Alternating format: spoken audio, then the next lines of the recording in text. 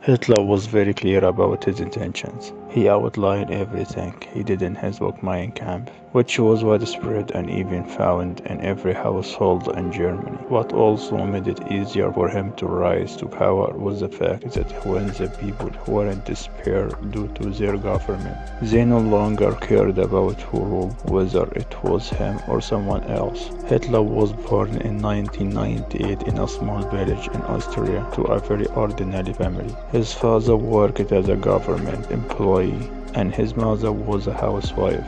Hitler had no siblings, except for his only sister.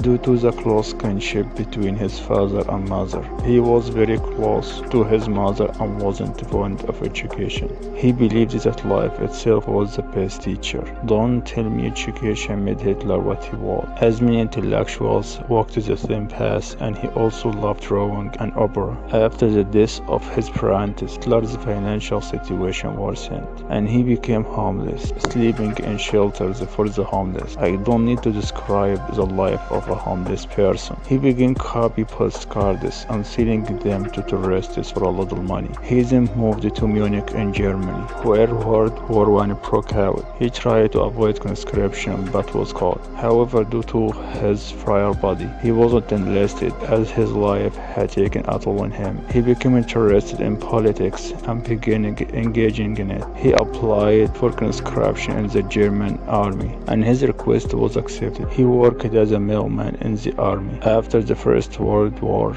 Germany was defeated and subjected to sanctions, being forced to pay for the war costs to the victorious nations. The German economy collapsed, unemployment soared, the size of the German military was reduced, and Germany shifted from a monarchy to a republic. The parliament was established, and political parties gained influence. This collapse helped Hitler rise to power swiftly. One day the Workers' Party, later known as the Nazi Party, was holding a meeting. It was a very small party, and the army sent Hitler to spy on them. Hitler joined the party, and over time, with his eloquent speeches, he became its leader. He formed an armed group within the party with the aim of causing unrest. He was influenced by Mussolini's rise to power in Italy through a coup and attempted to replicate it by overthrowing the German government. However, he failed and was arrested. From this point on, Hitler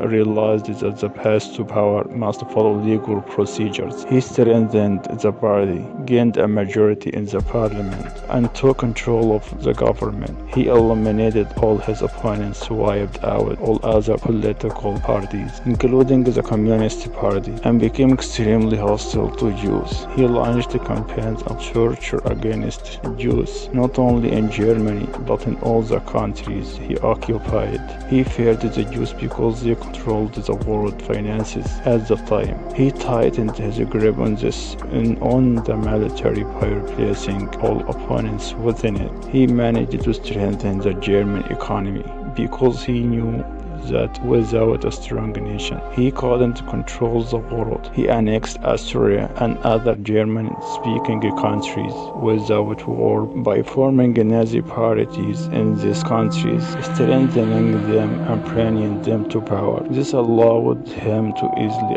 absorb them into his empire. He conquered 11 countries, including the French Empire, with ease through deceptive treaties that were nothing more than papers. In reality, the French and British empires, the most powerful at the time, turned into prey for Hitler, who sought to dominate them because they had ignored his initial expansion until he became an unstoppable force. At the peak of his power, Hitler became the most powerful ruler in the world, but his pride and expansion led to his downfall. He sought to expand further by annexing Russia, his ideological enemy. Russia under communism was one of Hitler's worst enemies. This marked the beginning of a new chapter in Hitler's empire, which soon began to crumble. The Germans initially made significant advances into vast Russian land, but the harsh Russian winter, with temperatures dropping to 14 degrees Celsius. It wasn't like anything the Germans had ever encountered. On the other hand, the Russian soldiers were accustomed to the harsh weather. The German army was defeated and retreated, but Hitler, unwilling to accept retreat, caused the destruction of much of his army in Russia. This sparked a sense of expansion within Russia, and Britain, the wounded nation, took advantage of this by forming an alliance with the Americans and French forces that were not under Hitler's control. Germany was soon surrounded by enemies from both sides, Russia on one side and Britain, America, and French on the other. Hitler's empire quickly